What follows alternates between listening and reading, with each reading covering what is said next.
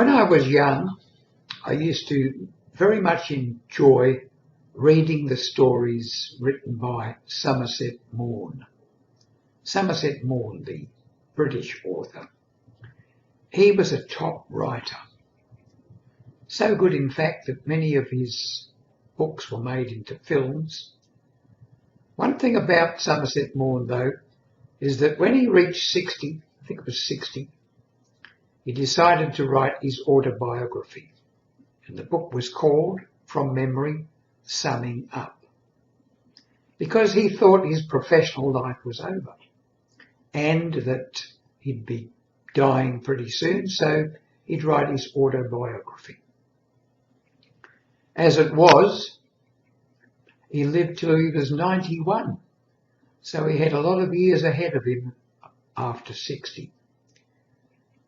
I did the same thing, wrote my autobiography at 61, covering the period from when I was born until I was 60. And now, another 26 years has gone by. And I'm thinking to myself, I've done quite a few things in those 26 years, but they're not recorded. And I don't feel inclined to write an adjunct or second part or an addition to what I've already written in my book, my autobiography, Tom's Karma. So what can I do? I guess to a certain extent I'm doing it here with these videos that I place on my website and on here on Facebook. But I've long advocated that if you're getting on a bit, write your autobiography. Your family will want to know. They might want to know immediately. Young people in their 20s and 30s generally, and certainly if they're kids, are not really interested in family history.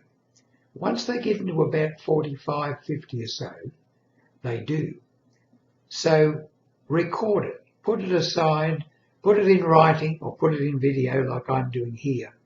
Because I think that when you get to in your 80s, if you make it to your 80s or 90s, you'll be very glad that you've done it early enough to remember most of the salient points. Because as we grow older, some of those names and places become harder to remember. So do it.